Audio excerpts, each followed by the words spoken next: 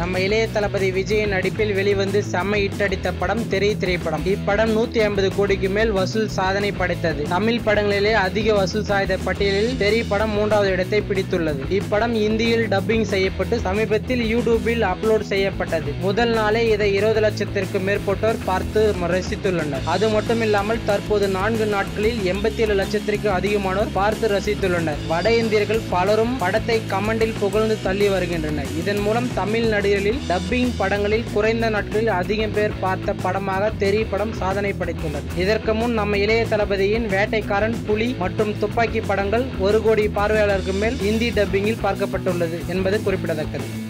தளபதி விஜய் பற்றிய மேலும் பல செய்திகளை அறிந்து கொள்ள மக்கள் தளபதி விஜய் சேனலை சப்ஸ்கிரைப் செய்யவும். நன்றி, வணக்கம்.